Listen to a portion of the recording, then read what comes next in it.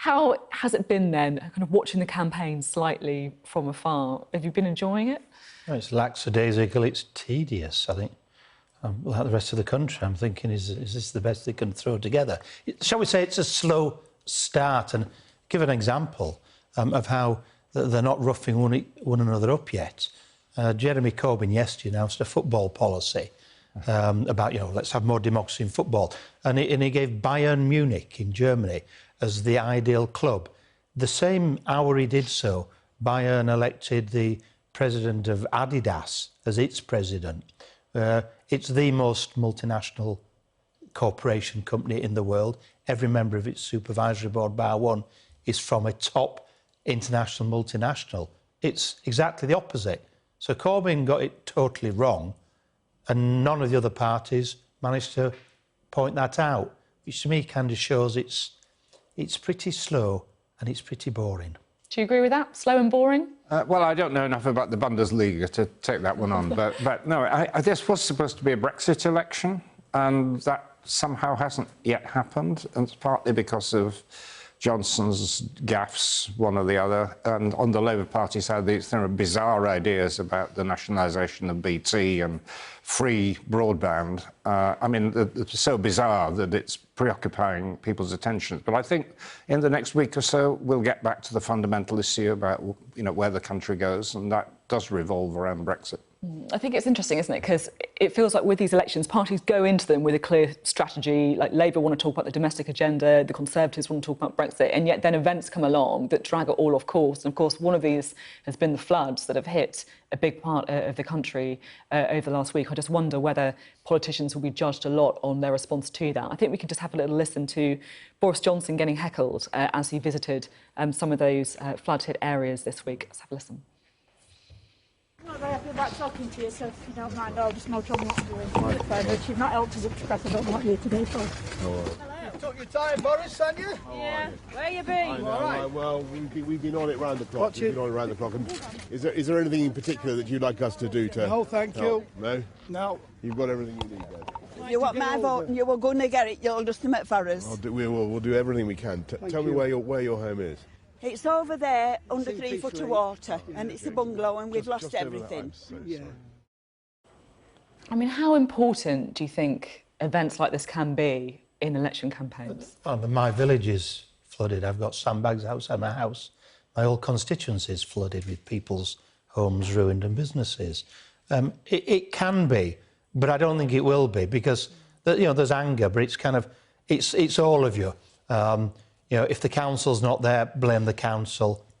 If I turned up as generally quite a popular MP in my local area when I was there, I'd have got a good shouting at. What do you do? People are angry, and they ought to be angry. But that's. I don't think this is going to affect the election. If Johnson hadn't have gone up, it would have been a very, very serious error by him, a major error. He sent one of his ministers up.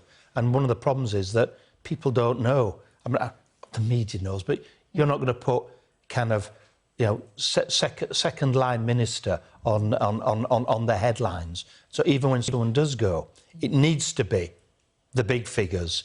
In this election, that means the leaders. It's leaders or nothing in this election. So he was late. He got a bit of a kick in, but it's not going to affect the result in any way. Well, if it had been Tony Blair or David Cameron, they'd have been there on day one. And they would have conveyed empathy, which Johnson doesn't. I mean, the Tories regard him as a great electoral saviour. I'm afraid I don't think he's showing signs of that. I think to be a really top-class politician, an effective Prime Minister, you have to have this ability to empathise with people and their problems, and he doesn't. I mean, he comes across as dishonest, a bit of a phony, and his record of dishonesty unfortunately shows through, and he just didn't come across right. But that would also go with when Joe Swinson went. That didn't really work. When Jeremy Corbyn went, he was able to go say, I'm here before Johnson, basically, where is he? So he got a hit on that. But the empathy, the what do we do? These things kind of sit alongside, but the cynicism that's out there kind of reinforces it. They're all useless. They only turn up for a photo opportunity. They don't turn up, they don't turn up. And I think this cynicism and this hostility to politicians is a theme that it's been there a long time, but I think it's becoming a big factor in how people are looking at this election. It's certainly like when we go out with the show as well to different parts of the country, it's something we pick up all the time. I think that kind of cynicism towards politics, towards anything changing at all. And how you respond to that as a politician, particularly the leaders. Someone could make a huge gaffe. And I think it's fair to say it's less likely to be Joe Swinson, I think. It's likely to be the people perceive the two key runners, Corbyn and Johnson. If one makes a big gaffe, that could be important. Yeah. But it needs to be a big gaffe. You know, making small ones is not going to affect the result of the election. The problem, I think, is that the way the politicians, certainly the two major parties, are responding to this public mood is actually the wrong thing, which is promising more and more and more. You know, 100 billion for this, 1 trillion for that. And it's actually just making people more cynical. I'm interested actually in your, you know, you've obviously focused on economics quite a lot in your time in Parliament. What do you make of the spending pledges that we've seen recently? Because it feels like we always get election baubles, don't we? But both sides are really racing to post the world. This is real Father Christmas stuff. I mean, there is a serious point, which is that governments could and should be investing more, and they can borrow in capital markets at very low interest rates. I mean, there is a technical point, but you know, people are just going crazy with that opportunity. And the really tough stuff, which is how you fund public services and, you know, higher public sector pay and more doctors and nurses and teachers, I mean, that's the stuff that can only really be financed with higher taxation because the economy isn't growing. Nobody's willing to say that. Well, they're even doing it on trees today. The Liberals will plant 5 trees, the Tories will plant 10, well, we'll do 15, well, we'll do 20. You know, it's kind of, it's not going to persuade people. That cynicism I mentioned. You know, I was out and about a lot over the last couple of days in my old constituency. I got a very friendly response, but I think if I had been a candidate, it wouldn't have been as friendly. And that's quite, you know, that's quite interesting to see. There is an anger there, but it's not particularly directed at anyone. And I'm not sure turnout. I think John Curtis, the pundit, said it's going up. Well, if he's watching, I'll put a good bet. Let's say 50 quid, John. I bet it goes down to you saying it's going up. Interesting. I'll try and work this one out. See if we can hold you to that one. We heard Boris Johnson being heckled earlier. We're talking about anger in politics. So let's have a little listen now to the reception that Jeremy Corbyn got when he visited Scotland this week. This is your democracy, Jeremy. I'm interested to know what you're going to do about the will of the Scottish people with regards to Section 30. Now, you've changed your mind several times. Thank you very much.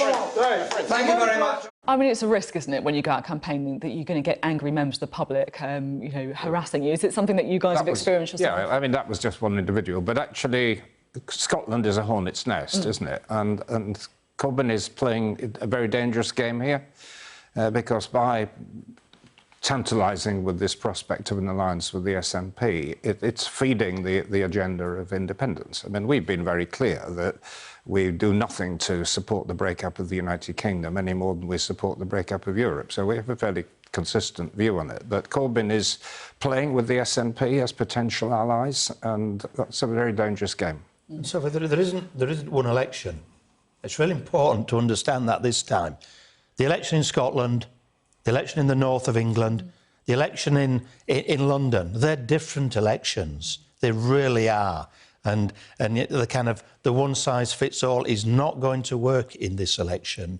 There's a lot of micro-elections, regional, but also, you know, where people are bothered in by constituency. I think interestingly, there'll be more people looking at who the individual candidate is than we've seen before. They like to have a good candidate, but normally it's, you know, I'll vote Liberal, Democrat, Labour, Conservative, and that's how I'm voting. I think this time there'll be more people saying, let's just see who the person is, and if they've got something bad about them, they've said stupid, evil things, they're going to lose votes. if they've got a good story to tell, they're going to pick up some extra votes. I think that's going to be more important in the results this time. And we could see more unpredictable results across the country. It's also why the aggregate polls don't tell us a great deal. I mean, the Conservatives supposedly have a big lead, but actually it may be very fragile in particular regions and constituencies.